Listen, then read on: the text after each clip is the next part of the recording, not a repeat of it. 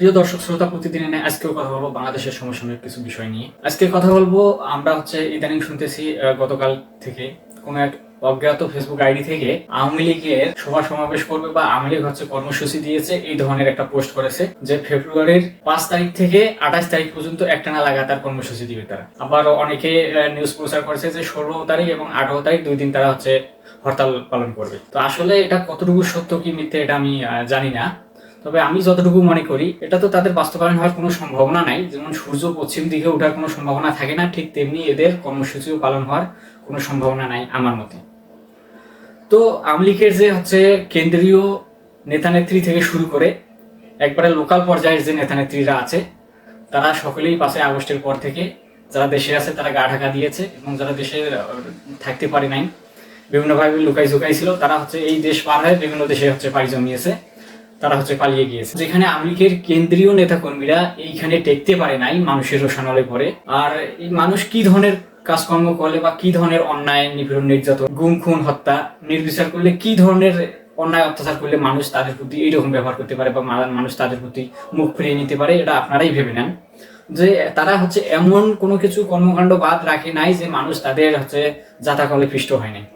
তারই পরিপ্রেক্ষিতে 5 আগস্টের উত্থান হয়েছে এবং 5 আগস্টে আন্দোলনের মুখে তারা পালিয়ে যেতে বাধ্য হয়েছে এই দেশ ছেড়ে। এখন তারা বিভিন্ন ভাবে পায়তারা করতেছে এই বাংলাদেশকে অস্থিতিশীল করে রাখার জন্য। এখন তারা অজ্ঞাত কোনো আইডি থেকে এখন ঘোষণা দিচ্ছে তারা কর্মসূচি পালন করবে। এটা তো কোনোভাবেই সম্ভব না।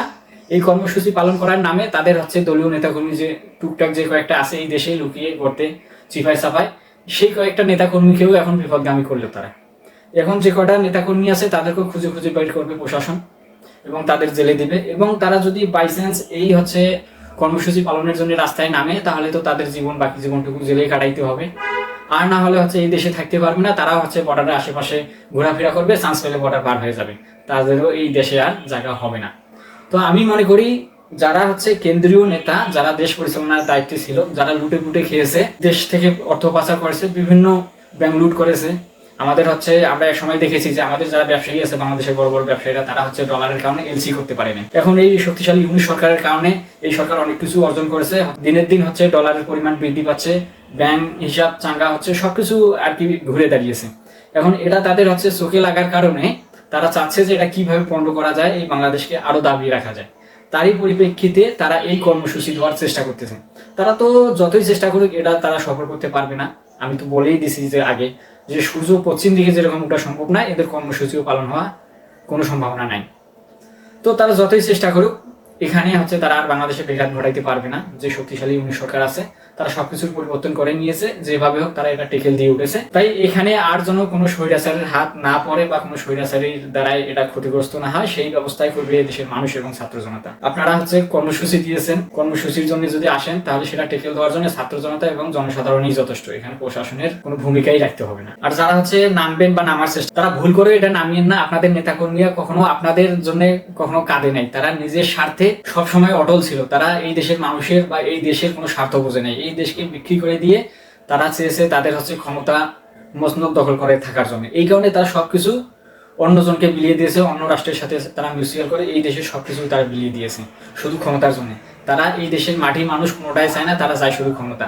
তো এই সব লোকের কথায় আপনারা কখনো মাঠে নামবেন না, নেমে নিজের জীবনটাকে আপনারা ঝুঁকির মুখে ফেলাবেন না। তাই আমি বলে দিচ্ছি, যারা চিন্তা ভাবনা করতেছেন তারা এখনো ভালো হয়ে যান, সময় আছে।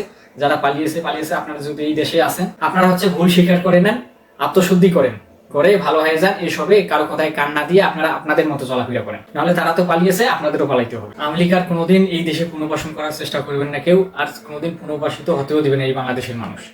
কারণ 5 আগস্টেই এই আওয়ামী লীগের বা শেখ পরিবারের রাজনীতির সমাধি করে দেওয়া হয়েছে বা কবরস্থ করে দেওয়া হয়েছে 5 আগস্টেই। এরপর থেকে শেখ পরিবার আর রাজনীতিতে কোনোদিন ফিরতে পারবে না বাংলাদেশের।